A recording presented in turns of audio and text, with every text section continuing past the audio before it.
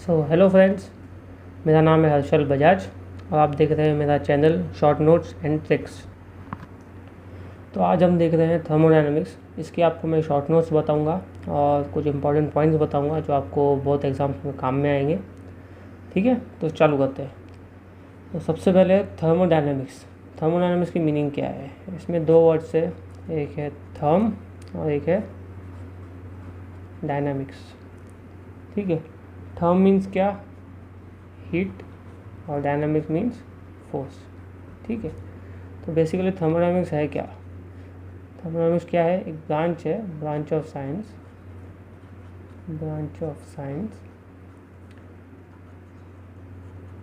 Which deals with heat and work transfer. Thermodynamics is a branch of science which deals with heat and work transfer. Heat क्या है? Low grade energy है, और work क्या होता है? High grade energy है। ठीक है, तो अभी हम इसमें सबसे पहले बेसिक क्या समझेंगे, हम पूरा थर्मोडायनेमिक्स का एक शॉर्ट नोट्स देखेंगे। तो सबसे पहले हम इसमें देखेंगे सिस्टम क्या होता है। देखिए, सबसे पहले क्या देखेंगे? सिस्टम क्या होता है। उसके बाद देखेंगे सराउंडिंग और फिर बाउंड्री। ये आपको शॉर्ट नोट्स में लिखना है, सिंपल सा लिखना है, समझो। ये मैंने बना दिया। ठीक है, ये मेरा क्या है? ये मेरा है सिस्टम। इसके बाहर क्या है? सराउंडिंग। और सिस्टम और सराउंडिंग को जो सेपरेट करता है, ये ब्लू वाला, इसको बोलते हैं बाउंड्री। ठीक है, system, surrounding and boundary. System क्या है? जिस पे हमारा स्टडी फोकस है वो है सिस्टम, और सिस्टम के बाहर जो भी है वो हमारा क्या है? सराउंडिंग है। और इन दोनों को जो सेपरेट करता है वो होता है बाउंड्री। और सिस्टम प्लस सराउंडिंग को क्या बोलते हैं हम? इसको बोलेंगे यूनिवर्स। ठीक है, बहुत बार सिंपल क्वेश्चन आ जाता है, एमसीक्यू आ जाता है कि जैसे कि जिस पे हमारा स्टडी फोकस है उसको क्या बोलते हैं, ऐसा क्वेश्चन पूछ लेते हैं।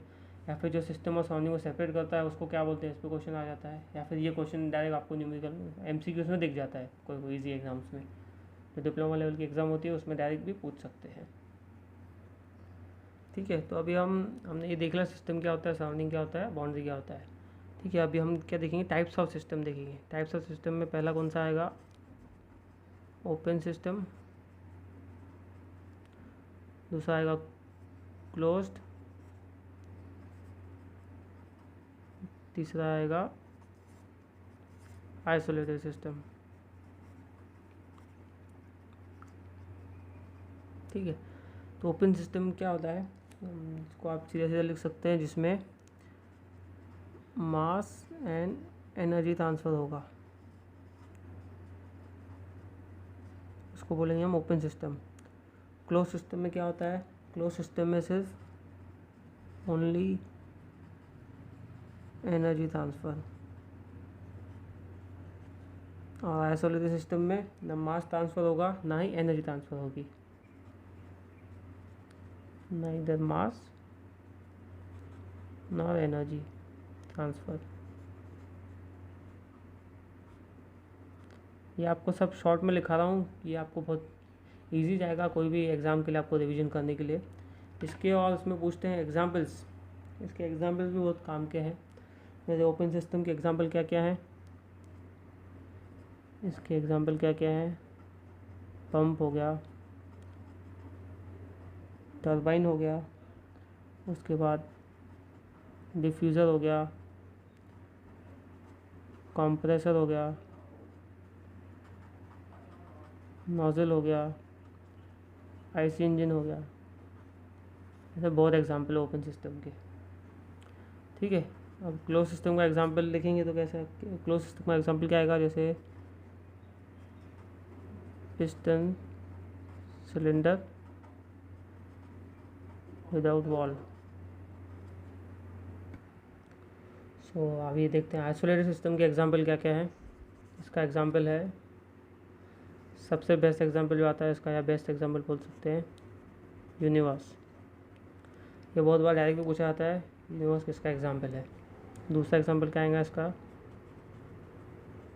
Thermos flask. ठीक,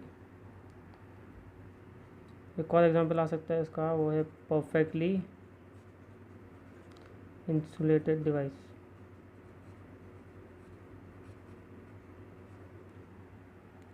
ठीक है, ये हो गए हमारे टाइप्स ऑफ सिस्टम। अब इसके बाद देखते हैं property of a system. Property of a system, property of a system. Property के बारे में कुछ इंपॉर्टेंट पॉइंट्स है, पहले वो समझ लेते हैं। जैसे प्रॉपर्टी क्या है, property is a point function, इसको स्टेट फंक्शन भी बोलते हैं।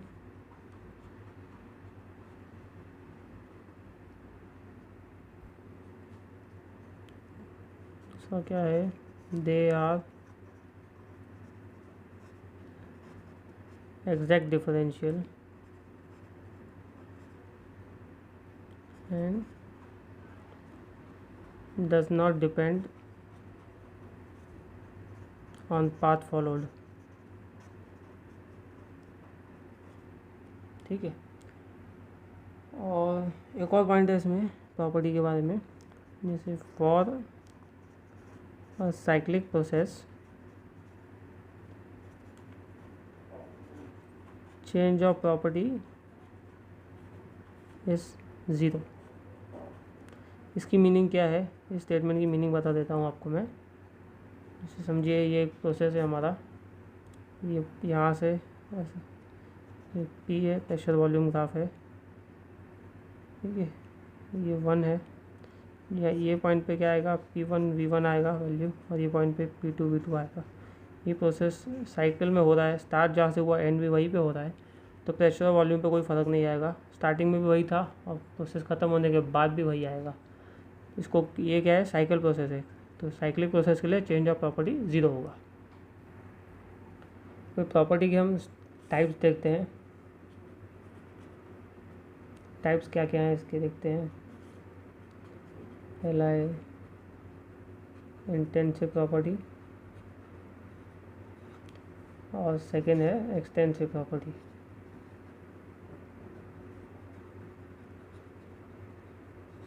ठीक है, इंटेंसिव और एक्सटेंसिव, इसको दो हिस्सों में ऐड कर देते हैं। अब इंटेंसिव प्रॉपर्टी, इसको याद करने का सिंपल तरीका है, the property which does not depend on the mass. क्या बोला मैंने, the property which does not depend on the mass and size of a system is called intensive property. तो इसको सिंपल कैसे याद करने के लिए कैसे लिखेंगे, जैसे इंटेंसिव है, इंटेंसिव है तो इसको क्या बोलूँगा मैं, इंडिपेंडेंट। इंडिपेंडेंट किस पे, मास एंड साइज पे। ठीक है, इंटेंसिव मतलब इंडिपेंडेंट। फिर एक्सटेंसिव क्या होगी, depend on mass and size. ठीक है, एकदम इजीली याद हो जाएगा आपको। इंटेंसिव बोला तो इंडिपेंडेंट आ जाएगा। ठीक है, इसमें सेकंड पॉइंट क्या आएगा अभी इसमें, और समझो अभी जैसे एक्सटेंसिव प्रॉपर्टी है तो ये डिपेंड करती है मास और साइज़ पे। इसमें कुछ पॉइंट्स है जो आपको याद करने पड़ते हैं, जैसे all forms of energies are extensive.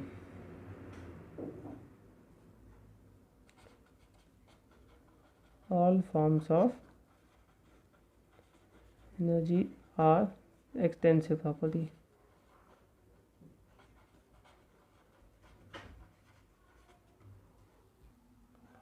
Second point इसमें आएगा, समझो इंटेंसिव में क्या आएगा, all specific properties are intensive. ठीक है, all specific properties, specific properties मतलब पर यूनिट मास। ठीक है, all specific properties are intensive. और जैसे all forms of energies are extensive, पहला point, all specific properties are intensive, the ratio of two extensive will B intensive. The ratio of two extensive will be a intensive property.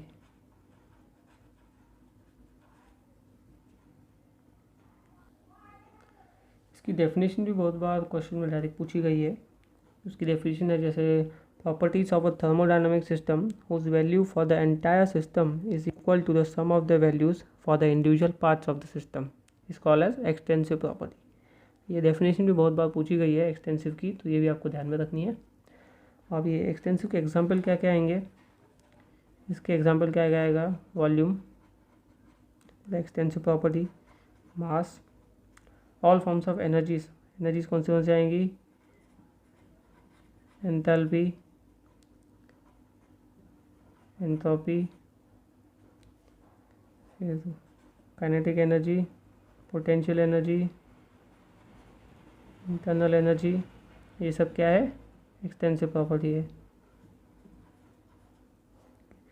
और एक दो बार जो question आया है जैसे electric charge पूछ लिया, वो क्या है, इंटेंसिव है कि एक्सटेंसिव है, तो इलेक्ट्रिक चार्ज भी क्या है, एक्सटेंसिव प्रॉपर्टी है, इलेक्ट्रिक चार्ज। और एक मैग्नेटाइजेशन भी एक्सटेंसिव प्रॉपर्टी आएगा।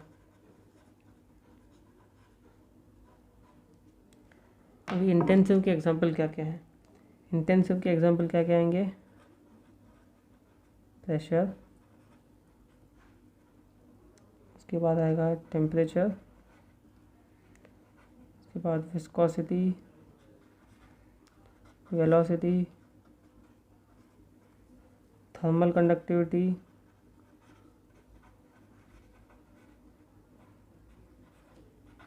को कैसे डिनोट करते हैं, उसके बाद आएगा डेंसिटी। अब बहुत लोगों को कन्फ्यूजन होता है कि डेंसिटी इंटेंसिव कैसे, डेंसिटी की डेफिनेशन क्या है, डेंसिटी रो से डिनोट करते हैं, इसको बोलते हैं mass per unit volume. So mass is an extensive, volume is an extensive. मैंने आपको बताया the ratio of two extensive will be an intensive, तो एक्सटेंसिव अपन एक्सटेंसिव क्या आएगा, इंटेंसिव प्रॉपर्टी आएगी, ठीक है। इसके बाद मैंने एक बताया आपको all specific properties are intensive, all specific properties are intensive. कौन सी आएंगी, स्पेसिफिक एंथैल्पी। अब देखिए एंथैल्पी क्या था, एंथैल्पी आपको बताया मैंने क्या, एक्सटेंसिव है, लेकिन स्पेसिफिक वर्ड आ गया, स्पेसिफिक एंथैल्पी आ गई, पर यूनिट मास के हिसाब से आ गया, तो क्या हो जाएगा, इंटेंसिव प्रॉपर्टी, ठीक है। इसके बाद इसमें एक एग्जांपल जो है बॉइलिंग पॉइंट, ये भी एक इंटेंसिव प्रॉपर्टी है। उसके बाद कॉन्सेंट्रेशन, ये भी एक इंटेंसिव प्रॉपर्टी है, ठीक है। तो अभी हमने सब देखा प्रॉपर्टीज़ के बारे में।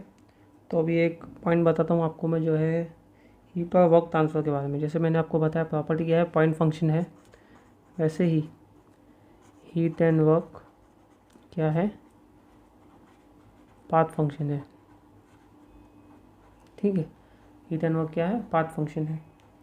और हीट और वर्क के बारे में एक और पॉइंट है, जिसे they are in exact differential. Property क्या था, एग्जैक्ट डिफरेंशियल था, तो हीट एंड वर्क क्या है, इन एग्जैक्ट डिफरेंशियल, ठीक है। हीट एंड वर्क क्या है, इन एग्जैक्ट डिफरेंशियल। और ये एक बाउंड्री फिनोमिना है। इसकी मीनिंग क्या है बाउंड्री फिनोमिना की, जब तक ये बाउंड्री क्रॉस नहीं करेंगे तब तक हमको पता नहीं चलेगा कि हीट ट्रांसफ़र हुआ है या फिर वर्क ट्रांसफ़र हुआ है, ठीक है। इसको उसी को क्या बोलेंगे, हीट एंड वर्क क्या बोलेंगे हम, एनर्जी इन ट्रांजिएंट भी बोलते हैं, एनर्जी इन ट्रांजिएंट। इस वीडियो में ऐसा लास्ट तक बने रहिए, तो आपको पूरे शॉर्ट नोट्स बनेंगे। और आपको आगे जो है वर्क डन आता है हर एक प्रोसेस का, आइसोमेट्रिक का, आइसोबारिक का, जैसे एडियाबैटिक का जो वर्क डन है, फिर उसका आइडियल गैस इक्वेशन है, फिर फर्स्ट लॉ है, वो पूरा एक टेबल में आपको प्रॉपर बना के बताऊंगा। और वो टेबल एक लाइन में याद करके आपको बताऊंगा कैसे एक लाइन में आपको पूरा टेबल याद करना है। तो वीडियो बने रहिए मेरे साथ, आपको बहुत एडवांटेज मिलेगा इसका। तो इसके बाद हम देखते हैं क्या, जनरलाइज इक्वेशन, वर्क डन की इक्वेशन है जनरलाइज। पहली इक्वेशन क्या है, work done equals to integration of P D V. ये किसके लिए है, नॉन फ्लो क्लोज सिस्टम के लिए, ठीक है। दूसरी इक्वेशन क्या है, work done equals to minus integration of V DP, ये किसके लिए है? ये ओपन सिस्टम के लिए है। अब इसी पे ऐसा भी क्वेश्चन आ चुका है कि जैसे आपको बोल दिया कि work done on X axis या फिर work done on ordinate axis कौन सी प्रोसेस शो करती है या कौन से फॉर्मूला से शो होता है। तो आपको बता दूं, ये वाई एक्सिस पे वर्क शो करता है। वाई एक्सिस को ही हम बोलते हैं ordinate axis.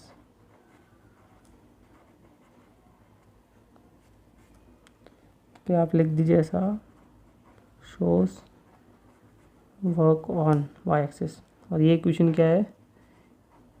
Shows work on X axis. X axis को ही क्या बोलते हैं?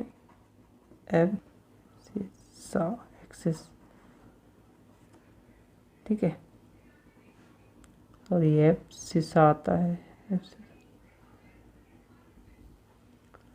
तो अभी हम देखते हैं फर्स्ट लॉ ऑफ थर्मोडायनामिक्स। इसका आपको पूरा याद नहीं करना है। जैसे इसका फर्स्ट लॉ में थर्मोडायनामिक्स में क्या बोलता है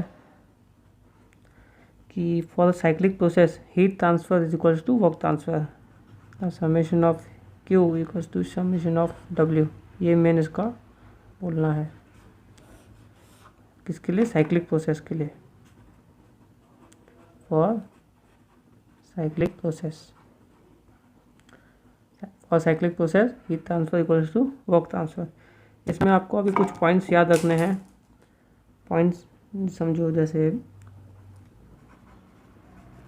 work done on the system, मतलब सिस्टम पे अगर हमको काम देना पड़ता है, सिस्टम को हमको वर्क डन देना पड़ता है, तो वो हम क्या लेंगे? नेगेटिव लेंगे। वैसे ही work done by the system, अगर सिस्टम हमको काम करके दे रहा है तो उसको हम पॉजिटिव लेंगे, ठीक है। और उसी में समझो आप, जैसे हीट के बारे में आएगा। Heat given to the system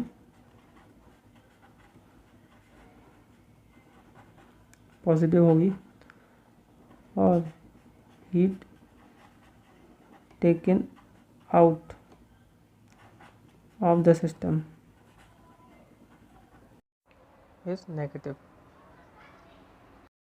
The system is positive and heat taken out of the system is negative.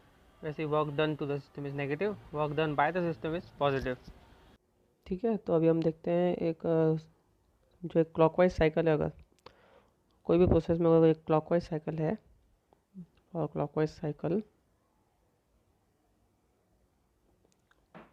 The clockwise cycle is a work producing cycle, ठीक है। और कोई साइकिल एंटी क्लॉकवाइज जा रही है, anti clockwise cycle, it's a work absorbing cycle, ठीक है। इसका एग्जाम्पल क्या है क्लॉकवाइज का? Auto cycle.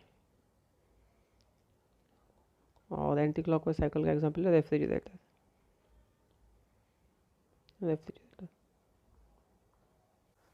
जैसे कोई भी साइकिल है क्लॉकवाइज चलती है, 1 2 3 4 ऐसा क्लॉकवाइज घूमती है, वो वर्क प्रोड्यूस करती है। और एंटी क्लॉकवाइज साइकिल ऐसे रिवर्स घूमेगी, ठीक है। तो ये आपको जैसे मैंने बताया, ये first law of thermodynamics, summation of Q equal to summation of W for cyclic process. So according to first law of thermodynamics, D Q equal to D E plus D W, और दूसरा क्या होगा? D Q equals to D U plus D W, ठीक। ये किसके लिए होगा? ये होगा for a both reversible and irreversible process, ठीक है। अभी D Q equals to D U plus P D V, ये किसके लिए होगा? ये होगा सिर्फ रिवर्सिबल प्रोसेस के लिए, रिवर्सिबल प्रोसेस, ठीक है। तो अब हम इसके बाद देखते हैं स्टेडी फ्लो एनर्जी इक्वेशन, ठीक है। Steady flow energy equation. तो स्टेडी फ्लो एनर्जी इक्वेशन क्या है, H1 plus V1 square by 2000 plus GZ1 plus Q1 is equals to H2 plus V2 square by 2000 plus GZ2 plus W। ठीक है, इसमें आप इसके नीचे 1000 लगा सकते हैं क्योंकि ये पोटेंशियल एनर्जी है, ये किलो जूल में करने के लिए 1000 लगाते हैं हम। ठीक है, पोटेंशियल एनर्जी किलो जूल में करने के लिए 1000 लगाते हैं, किलो जूल में करने के लिए। ठीक है, अभी ये स्टेडी फ्लो एनर्जी इक्वेशन जो है ये फॉर नोजल देखते हैं हम, नोजल के लिए कैसे होगी। नोजल के लिए आएगी H1 minus V2 square by 2000। इसमें अज्यूम क्या किया है हमने, नोजल जो है हॉरिजॉन्टल है और इंसुलेटेड है, इसके लिए Q इक्वल टू 0 हो गया। और वैसे टर्बाइन के लिए क्या आएगा, ये टर्बाइन के लिए आएगा ये H1 minus H2 is equal to W। ठीक है, तो अभी क्या है हीट ट्रांसफ़र, बेसिक बता देता हूँ उसका। इसके बाद हम हर एक प्रोसेस का, जैसे प्रोसेस है अलग अलग, constant volume process, constant temperature process और एडियाबैटिक प्रोसेस, इन सब का वर्क डन देखेंगे, पूरा चार्ट बनाएंगे और बहुत शॉर्ट में उनको याद करने की कोशिश करेंगे। एक ही लाइन में आपको मैं पूरा वो चार्ट याद करवा दूंगा, वीडियो लास्ट तक ज़रूर देखिए। ठीक है, हीट ट्रांसफ़र कैसे दिया जाता है, हीट ट्रांसफ़र देखिए Q is directly proportional to M delta T। ठीक है, इसको क्या बोल सकते हैं, Q is equals to C delta T। इसमें ये C है समझो जो, या यहाँ पे CP ग्रेटर देन CV रहता है हमेशा। ठीक है, और C ये क्या है, स्पेसिफिक हीट है, ये स्पेसिफिक हीट है। ठीक है, तो एयर के लिए क्या होता है, एयर के लिए CP equals to 1.005 kilo joule per kg kelvin और CV equals to 0.718 kilo joule per kg kelvin. और यही अगर फॉर लिक्विड बोल दूँ, लिक्विड और सॉलिड्स, सिर्फ एक ही वैल्यू होती है C की, वो है 4.187 kilo joule per kg kelvin. बहुत बारी वैल्यूज़ भी रहेगा, आपको क्वेश्चन में पूछ सकते हैं, अलग अलग एग्जाम्स हो गए, जैसे SSC JEE का हो गया, DRDO का हो गया, ऑर्डिनेंस फैक्ट्री JWM हो गया, ONGC हो गया, ये डायरेक्ट क्वेश्चन ही पूछ लेते हैं वैल्यूज़ पे भी। ठीक है, तो आइए हम अभी देखते हैं हमारा नेक्स्ट जो बता रहा था मैं आपको, उसका एक मैंने चार्ट बना के रखा है।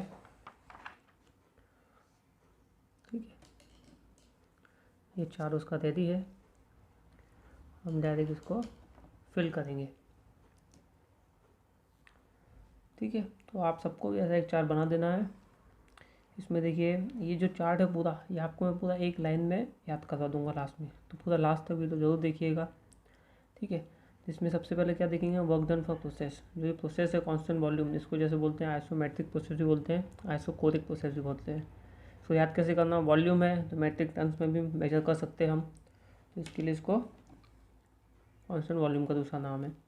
कांस्टेंट प्रेशर का नाम आइसोपेस्टिक है, आइसोबारिक है। प्रेशर का यूनिट क्या है, बार भी प्रेशर का यूनिट है, और ये कांस्टेंट प्रेशर है तो इसको आइसोपेस्टिक में P आता है, और वैसे भी याद कर सकते हैं। ठीक है, दूसरा प्रोसेस है कांस्टेंट टेम्परेचर, इसका दूसरा नाम आइसोथर्मल, मतलब सेम मीनिंग है, हाइपरबोलिक और क्वाजीस्टैटिक। हाइपरबोलिक क्यों नाम है इसका, क्योंकि रेक्टेंगुलर हाइपरबोला की तरह रिप्रेजेंट होता है, इसके लिए हाइपरबोलिक नाम है। क्वाजीस्टैटिक मतलब वेरी वेरी स्लो प्रोसेस जो होती है उसको क्वाजीस्टैटिक बोलते हैं, और वो सिर्फ पॉसिबल है कांस्टेंट टेम्परेचर प्रोसेस में। चौथी प्रोसेस है एडियाबैटिक प्रोसेस, इसको अगर दूसरा नाम आइसेंट्रोपिक, जो बहुत लोग गलती करते हैं यहाँ पे, एडियाबैटिक का नाम आइसेंट्रोपिक नहीं है, रिवर्सिबल एडियाबैटिक का नाम आइसेंट्रोपिक प्रोसेस होता है। फिफ्थ प्रोसेस है हमारी पॉलीट्रोपिक प्रोसेस, इसको रियल लाइफ प्रोसेस भी बोलते हैं। ठीक है, तो यहाँ पे हम पहले सबका वर्क डन देखेंगे, उनके आइडियल गैस इक्वेशन देखेंगे, PV इक्वल टू MRT के हिसाब से उनका रिलेशन क्या आता है, प्रेशर या वॉल्यूम के बीच में, प्रेशर या टेम्परेचर के बीच में। फिर फर्स्ट लॉ देखेंगे हर एक प्रोसेस के लिए। फर्स्ट लॉ आपको पता है तो मैंने क्या है, DQ equals to DU plus DW, उसके हिसाब से इक्वेशन क्या आएगा हीट ट्रांसफर का, वो देखेंगे हम यहाँ पे। ठीक है, सबसे पहले work done. Constant volume process represent कैसे होता है, PV डायग्राम पे स्ट्रेट लाइन में रिप्रेजेंट होता है, वर्टिकल स्ट्रेट लाइन। तो V1 इक्वल्स टू V2, तो यहाँ पे हमारा सीधा सीधा सबसे पहले कांस्टेंट वॉल्यूम नाम देखा, आपको सबसे पहले ध्यान में आना चाहिए work done is equals to 0। ये सबसे बड़ा पॉइंट है आपका।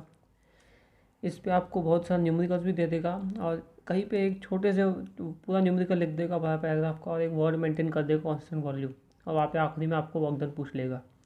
तब आपको ये ध्यान में आना चाहिए, वर्क कांस्टेंट वॉल्यूम देखा कि सबसे पहले ध्यान में आना चाहिए कि वर्क डन 0 होता है। ठीक है, ये ट्रिक्स करते हैं एमसीक्यू क्वेश्चंस में। वर्क डन 0 है, ठीक है, क्यों समझ में आया? वर्क डन कैसे निकालते हैं हम? Area under the x axis देते हैं, लेकिन यहाँ पे एक्स एक्सिस के नीचे एरिया है ही नहीं, वर्टिकल स्ट्रेट लाइन है, इसके लिए वर्क डन 0 आ गया। ठीक है, अब इसके लिए आइडियल गैस इक्वेशन ये क्या है? गे-लुसाक लॉ कांस्टेंट वॉल्यूम के लिए। गे-लुसाक लॉ क्या बोलता है? जब वॉल्यूम इक्वल्स टू कांस्टेंट, तभी P V equals to M R T, volume P V equals to M R T होता है। अगर वॉल्यूम ही कांस्टेंट है तो pressure is directly proportional to temperature हो जाएगा। ठीक है, प्रेशर डायरेक्टली प्रोपोर्शनल टेम्परेचर हो गया, इसका मीनिंग क्या हो गया? P2/P1 equals to T2/T1। ठीक है, ये आपको न्यूमेरिकल सॉल्व करने में या फिर कभी कभी डायरेक्ट आपको क्वेश्चन पूछ लेगा, गे-लुसाक लॉ की डेफिनेशन पूछ लेगा। डेफिनेशन भी कैसे याद आ जाएगी आपको? कौन सा लॉ कौन सी प्रोसेस के लिए है? ये जैसे बॉयल्स लॉ कांस्टेंट टेम्परेचर के लिए, गे-लुसाक लॉ कांस्टेंट वॉल्यूम के लिए। ये भी मैं आपको सब एक ही लाइन में पूरा का पूरा चार्ट एक ही लाइन में याद करवा दूंगा। ठीक है, अब कांस्टेंट वॉल्यूम के लिए आइडियल गैस इक्वेशन देखते हैं। आइडियल गैस इक्वेशन देख लिया हमने, सॉरी, फर्स्ट लॉ प्रोसेस देखते हैं। D Q equals to D U plus D W, D Q equals to D U plus, अब कांस्टेंट वॉल्यूम प्रोसेस है, वर्क डन क्या है? 0। वर्क डन क्या है? 0। तो सीधा सीधा क्या आ जाएगा? D Q equals to D U. ये डी क्यू क्या है? Heat transfer, change in heat transfer, और डी यू क्या है? Change in internal energy. ठीक है, ये हो गया हमारा कांस्टेंट वॉल्यूम प्रोसेस के लिए। अब इसके बाद देखते हैं हम कांस्टेंट प्रेशर प्रोसेस के लिए। कांस्टेंट प्रेशर प्रोसेस के लिए वर्क डन कैसे फाइंड करेंगे? Area under the x axis, area under the curve जो बोलते हैं उसको वर्क डन बोलता है। इसमें प्रेशर तो कांस्टेंट है, वर्क डन क्या कैसे फाइंड कर सकते हैं हम? इसका वर्क डन का फॉर्मूला कैसे आएगा? P into V2 minus V1, ये इसका वर्क डन का इक्वेशन आ जाएगा। ठीक है, ग्राफ पे आपको ध्यान में आ जाएगा, वर्क डन याद करने की जरूरत नहीं पड़ेगी। कांस्टेंट प्रेशर के लिए आता है चार्ल्स लॉ। चार्ल्स लॉ क्या बोलता है? अगर प्रेशर इक्वल्स टू कांस्टेंट, जैसे P V equals to M R T है, प्रेशर अगर कांस्टेंट है तो volume is directly proportional to temperature. Volume directly proportional to temperature हो गया तो V2/V1 इक्वल्स टू T2/T1 हो जाएगा। ठीक है, और ये क्या है? D Q equals to D U plus D W है, वर्क डन तो हमारे पास है। ठीक है, तो इसका क्या आ जाएगा?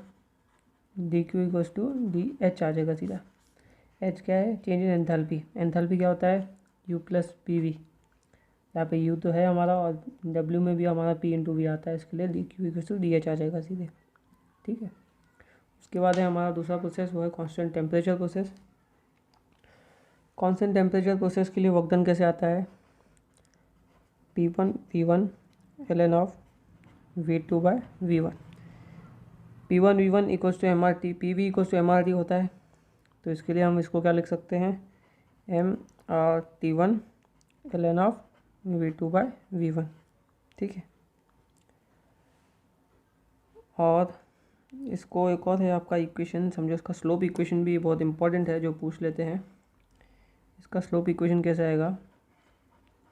स्लोप इक्वेशन लिख देता हूँ मैं अलग कलर से, dP/dV equals to minus P/V। ठीक है, ये कभी कभी पूछ लेते हैं स्लोप इक्वेशन। इसका आपको ये वर्क डन के दोनों फार्मूला याद करने की जरूरत नहीं है, सिर्फ एक ही फार्मूला याद किया आपने, आपको इक्वेशन पता है PV इक्वल्स टू MRT होता है। और कांस्टेंट टेम्परेचर के लिए बॉयल्स लॉ दिया जाता है। बॉयल्स लॉ क्या बोलता है? जब टेम्परेचर कांस्टेंट है हमारा, जैसे PV इक्वल्स टू MRT है, अगर टेम्परेचर कांस्टेंट है तो क्या होगा? P1V1 इक्वल्स टू P2V2 हो जाएगा। इसको कैसे लिख सकते हैं हम? P1/P2 to V2/V1। ठीक है, ये इक्वेशन आ गई इसकी। उसके बाद ये देखते हैं हम D Q equals to, first law देखते हैं, D U plus D W. ठीक है, अब ये क्या है आपको पता है? Internal energy. अब according to Joule's law, Joule's law क्या बोलता है? Internal energy is a function of temperature. अब यहाँ टेम्परेचर ही कांस्टेंट है तो इंटरनल एनर्जी क्या होगी, ज़ीरो, तो D U equals to zero हो जाएगा। इसके लिए D Q equals to D W हो जाएगा यहाँ पे। ठीक है, अब ये हमारा फोर्थ प्रोसेस देखते हैं, वो है एडियाबैटिक प्रोसेस। एडियाबैटिक वर्ड सुनते ही आपको सबसे पहले ध्यान में आना चाहिए वो है heat transfer is zero. Adiabatic सुनते ही क्या आना चाहिए, हीट ट्रांसफ़र ज़ीरो। जैसे कांस्टेंट वॉल्यूम का आपको पता है, कांस्टेंट वॉल्यूम सुनते ही आपको ध्यान में आना चाहिए work done equal to zero होता है। एडियाबैटिक प्रोसेस कैसा रहता है, represent P V raise to gamma equal to constant, या गैमा की वैल्यू नॉर्मली क्या लेते हैं 1.4, और ये क्या होता है C P by C V को भी हम गैमा बोलते हैं। ठीक है, इसका वर्क डन का इक्वेशन आएगा P1 V1 minus P2 V2 upon gamma minus 1। ये इसका वर्क डन का इक्वेशन आ गया। ठीक है, अभी आपको मैंने यहाँ बोल दिया heat transfer equal to zero, लेकिन कहाँ, ये आप बहुत पॉइंट ध्यान में रखने वाला है। हीट ट्रांसफर ज़ीरो, लेकिन कहाँ पे heat transfer zero, between system and surrounding. ठीक है, उसके बाद हम देखते हैं आइडल गैस इक्वेशन। अब इसमें P V raise to gamma equals to constant से रिप्रेजेंट होता है ये, तो इसका कैसे आएगा T2 by T1 equals to V1 by V2 raise to gamma minus 1 equals to P2 by P1 raise to gamma minus 1 upon gamma. ये एक सॉल्व करने के बाद आता है, थोड़ा लंबा लेंथी प्रोसीजर है, तो ये आपको नहीं दिखा सकता हूँ, यह शॉर्ट नोट्स है इसके लिए। ठीक है, इसका एक और है, एक स्लोप इक्वेशन है। जैसे इसका स्लोप इक्वेशन पूछ लेते हैं कभी कभी, तो वैसे इसका ही पूछ लेते हैं। स्लोप इक्वेशन क्या है इसका, D P by D V minus gamma of P by V. यहाँ माइनस पी बाय वी था, यहाँ गैमा मल्टीप्लाई हो गया सर। ठीक है, अब इसका हम देखते हैं first law of a process. अभी आपको मैंने बताया heat transfer equal to zero आपको बोलना है एडियाबैटिक, तो सीधा सीधा क्या आएगा, D Q equal to zero ही आएगा। ठीक है, डी क्यू इक्वल ज़ीरो क्या है, डी क्यू क्या है, हीट ट्रांसफर ज़ीरो है, तो D Q equal to zero आ जाएगा। अभी आपने ये याद कर लिया तो इसका फॉर्मूला डायरेक्ट आ जाएगा आपको। ये कैसे रिप्रेजेंट करते हैं, P V raise to N equals to constant, और नॉर्मली एन की वैल्यू होती है 1.2। इसका वर्क डन का फॉर्मूला आएगा P1 V1 minus P2 V2 upon, यहाँ गैमा माइनस 1 था, यहाँ सिर्फ n माइनस 1 आएगा। ठीक है, उसके बाद इसका आइडल गैस इक्वेशन इसके जैसा सेम, ये याद हो गया तो ये भी सेम आएगा, सिर्फ गैमा की जगह क्या आएगा, n आएगा।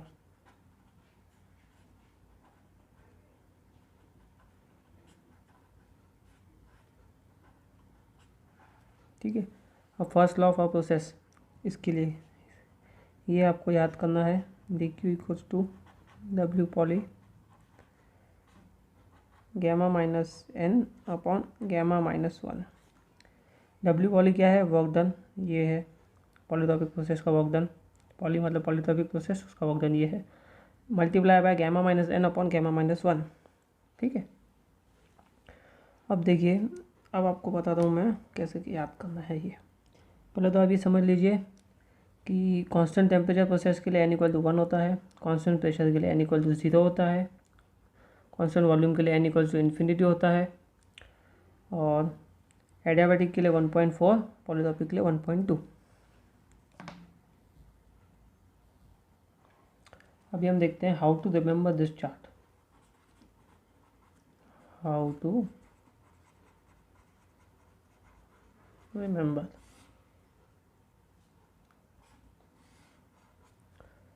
सिंपल है, देखिए हमने प्रोसेस कैसे लिखी है, V equals to constant, pressure constant, temperature constant, adiabatic, polytropic.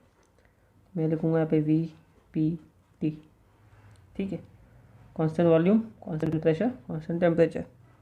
उसके बाद लॉस कौन से आते हैं, ये डायरेक्ट MCQ आते हैं बहुत बार, कि गेल-लुसेक लॉ की डेफिनेशन पूछ लेगा। तो अगर आपको पता होगा गेल-लुसेक लॉ कांस्टेंट वॉल्यूम के लिए है, तो आप सीधा स्टेटमेंट समझ जाओगे कि when volume is equals to constant, pressure is directly proportional to temperature. यही डेफिनेशन है गेल-लुसेक लॉ की। जैसे चार्ल्स लॉ में भी आप समझ जाओगे, when pressure equals to constant, volume is directly proportional to temperature, इसका क्या है, प्रेशर इक्वल्स टू कॉन्स्टेंट के लिए, ठीक है। वैसे बोल्स लॉ को अभी आप समझ जाओगे। यहाँ क्या होता है, when temperature equals to constant, pressure is inversely proportional to temperature, volume sorry pressure is inversely proportional to volume. तो यहाँ पे वी पी टी वो constant volume, constant pressure, constant temperature. उसके बाद तो एडियाबैटिक आता है, ये आपको ध्यान में आ जाएगा, टेबल आप बार बार बनाओगे तो याद देखोगे तो। उसके बाद पॉलीट्रॉपिक आता है, V P T G C B, Gay Lussac law, Charles law, Boyle's law, ठीक है। V P T G C B. उसके बाद ये क्या है, डी क्यू की इक्वेशन है, यू है वो डब्ल्यू पॉली, ठीक है। क्या लिखा मैंने, डी क्यू की equation, U D Q equal से यू, वॉल्यूम के लिए कौन से वॉल्यूम के लिए है, D Q equal to D U है, तो यू आ गया सीधा, और डी क्यू इक्वल टू है एच है, कॉन्स्टेंट प्रेशर के लिए देखो एच आ गया, D Q equal to D H, ठीक है। उसके बाद और ये ठीक है, वैसे ये भी कांस्टेंट टेम्परेचर के लिए देखेंगे, कांस्टेंट टेम्परेचर के लिए क्या है, D Q equal to D W आ गया, ठीक है। एडियाबैटिक के लिए डी क्यू इक्वल टू 0 होता है हीट ट्रांसफर, और इसके लिए पॉलीट्रॉपिक के लिए डब्ल्यू पॉली, डी क्यू को डब्ल्यू पॉली, सीवियर टर्म याद रखनी है आपको, ठीक है। तो ये देख लिया हमने क्या कैसे, V P T G C B, U है वो डब्ल्यू पॉली, सीधा एक लाइन में याद कर लेंगे आप, ठीक है। V P T G C B, U है वो डब्ल्यू पॉली, ठीक है।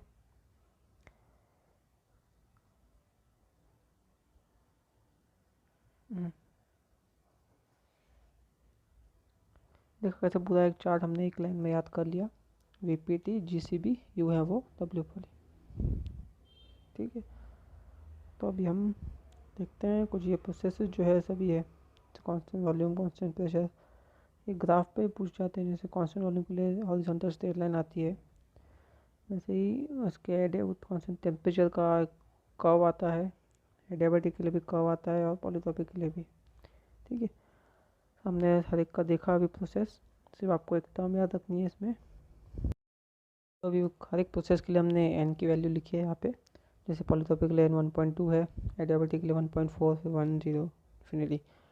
तो अभी ये ग्राफ पे कैसे रिप्रेजेंट होते हैं वो दिखाता हूँ आपको। ये मैंने लाइन्स बना दी है, ठीक है। इस पर हम अभी ड्रॉ करते हैं, जैसे कांस्टेंट प्रेशर लाइन हॉरिजॉन्टल आएगी, कांस्टेंट वॉल्यूम स्ट्रेट लाइन जाएगी, ये कर्व्स बनेंगे, ठीक है। इनकी वैल्यू मैं डायरेक्ट लिख देता हूँ। कांस्टेंट प्रेशर के लिए क्या आएगा, N equals to 0, pressure equal to constant है, ये वॉल्यूम इक्वल्स टू कांस्टेंट है, तो एन की वैल्यू लिखते हैं, एन इक्वल टू इन्फिनिटी आएगा यहाँ पे क्या आएगा, एन इक्वल्स टू 0 आएगा, ठीक है। 0 लिख दिया, फिर इसका एन क्या आएगा, एन इक्वल टू 1, 1.2 और 1.4, ठीक है। वैसे ही सबके लिए आएगा, वो मैं डायरेक्ट यहाँ पे आपको एक पॉज करके सब बना लेता हूँ मैं, ठीक है। तो आप ये देख लीजिए, सब बना दिए मैंने लाइंस। तो इसमें हम देख सकते हैं कैसे कैसे कर्व्स बन सकते हैं, टीएस डायग्राम पे, पीवी डायग्राम पे अलग अलग तरीके से कैसे दिखा सकता है आपको। तो होप आपको ये वीडियो अच्छी लगी हो, तो मेरे channel short notes and trick को सब्सक्राइब कीजिए। Thank you.